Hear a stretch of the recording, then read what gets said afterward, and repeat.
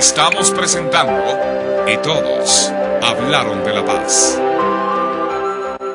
La principal causa y origen de los problemas del ser humano ha sido el no tomar conciencia de que pertenece a un entorno cósmico y que como tal es parte de una gran familia universal.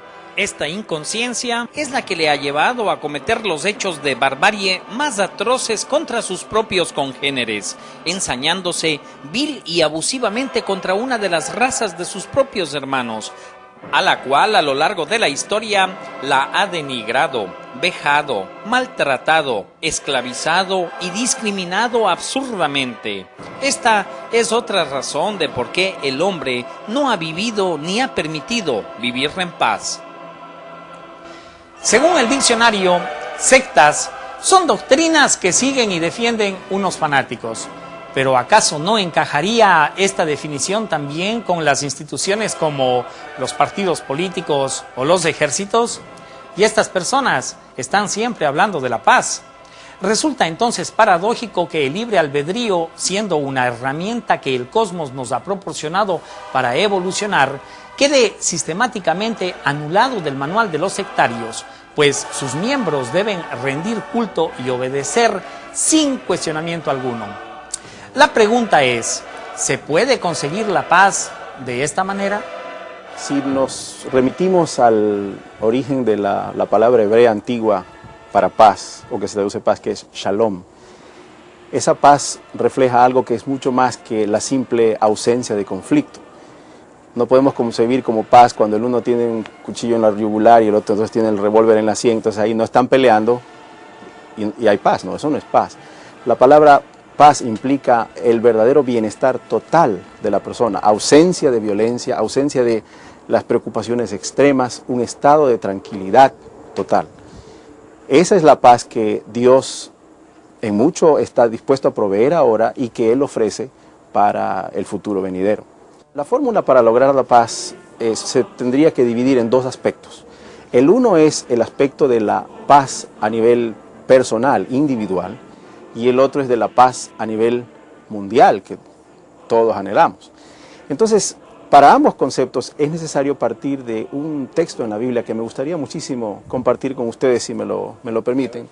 Este texto es muy famoso porque una parte de él está ni más ni menos que en un monumento frente al edificio de las Naciones Unidas y ha servido de inspiración ahí debajo de la estatua de Rodin para muchos idealistas, pero desgraciadamente en la mayoría de los casos ha quedado solo en eso, ha quedado solo en idealismos.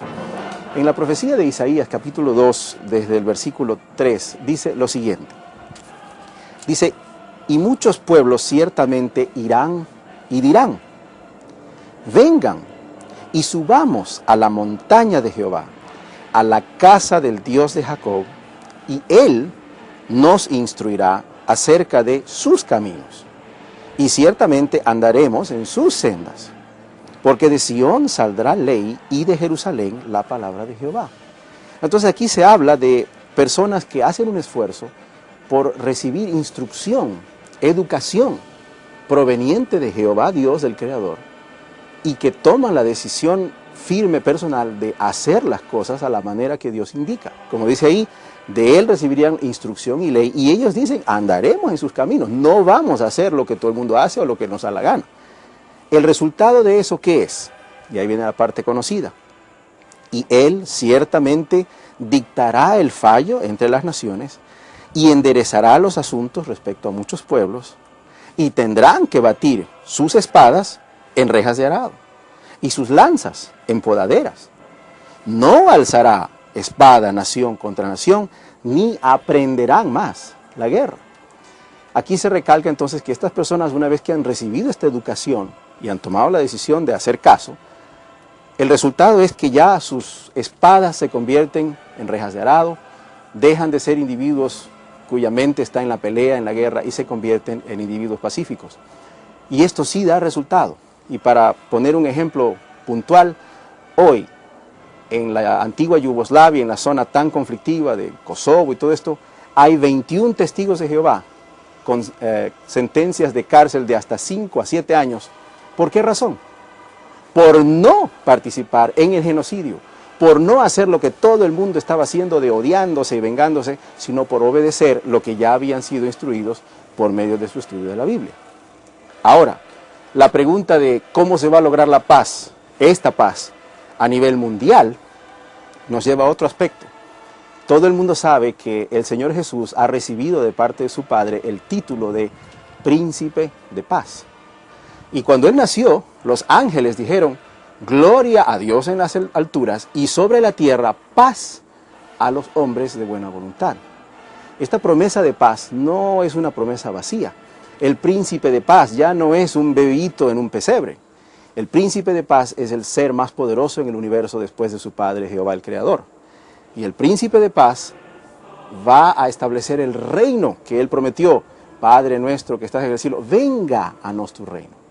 Muy pronto la paz de Dios va a tener que ser establecida a la fuerza para que la humanidad viva en paz como Dios quiere. Y los que desean y quieren esta educación lo pueden aprovechar. Y los que no, tendrán que atenerse a las consecuencias. Pero el futuro de la humanidad está garantizado. Será un futuro de paz hecho por Dios. Nuestra iglesia está clara en que en realidad no hay tal paz para lo que está en este momento la mayoría de las iglesias anunciando. Solamente la paz la da nuestro Señor Jesucristo. Se nos vienen días muy conflictivos y sabemos de que al final el pueblo de Dios tendrá la paz. La paz es el Evangelio. Cuando tenemos a Cristo Jesús en nuestro corazón, ahí tenemos paz. Con razón decía el salmista, mucha paz tienen los que aman tu ley y no hay para ellos tropiezo. No necesariamente tiene que pertenecer a una religión para salvarse. Todo aquel que tiene a Cristo Jesús tiene la paz, lo tiene a Él y Él es el que nos va a salvar. Sabemos que otros no lo aceptan así, pero la palabra de Dios es muy clara. Y todo aquel que está estudiando la Biblia, nos encontramos que hay un Dios manifestado en la persona de Jesús. El ser humano se ha apartado de los caminos de Dios, se ha apartado de su consejo. Podemos ver a una humanidad totalmente desenfrenada en los vicios y como consecuencia de eso está saliendo una criatura. Dios no tiene culpa en nada de eso. Sin embargo, Dios sabe muy bien que por gran amor y su misericordia, si esa criatura al crecer o esos padres llegan a arrepentirse, ahí está la misericordia de Dios. Pero nunca podemos ver a un Dios listo con un látigo para castigar a la humanidad. Los ama y Él sabe muy bien que cada uno de ellos se han salido de sus manos por culpa del enemigo. Y ese enemigo ha utilizado a través de las edades a imperios y últimamente utilizando a personalidades. El ciudadano, su santidad, como se le llama, Juan Pablo II, ha decretado su famosa encíclica Dies Domines y está pidiendo a la humanidad, de acuerdo con la prensa, con la televisión, por internet, de que debemos guardar el día domingo. Pero el pueblo de Dios sabe muy bien que en la palabra de Jehová nunca encontraremos ese día. Estamos preparándonos, porque en la unificación el Señor ha dado también mucha luz, viene una persecución para el pueblo de Dios. Al final vendrá la paz, pero una paz con Jesús. La espiritualidad correlaciona la paz con la divinidad. Sin embargo, considero que no es un requisito identificarse con tal o cual grupo religioso o místico para vivir en paz. Yo creo que la paz es una actitud humana que tiene necesariamente unas bases, una situación específica para que florezca esta actitud. Tiene que darse en una sociedad en que converja la justicia, ciertos básicos niveles de igualdad, tiene que darse una práctica de la tolerancia para que haya paz. Tendríamos que creer en la posibilidad de comunicarnos para que haya paz. Por lo tanto, como usted ve, la paz es al mismo tiempo que un principio, que una creencia, es una praxis cotidiana permanente.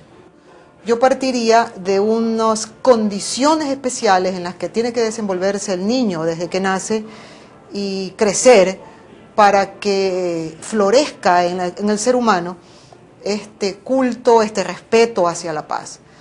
Estoy hablándole entonces de la educación gradual dentro de una familia que crea en los cánones de la paz, que crea en la práctica de la paz, e igualmente en las instituciones escolares que se preocupen de activarla, de alimentarla, de demostrarlo con el ejemplo. Aquí hay muchas cosas que a lo mejor no se declaran expresamente, pero que se captan del medio. Si los padres se respetan entre ellos, si los maestros tratan a los alumnos con consideración, con benevolencia, considerándolos siempre una entidad autónoma, digna de todos los respetos, yo creo que allí florece de manera espontánea también el sentido de la paz. El vocabulario diario que usamos está contaminado de agresividad e indirectamente cultiva las actitudes beligerantes, las pugnas.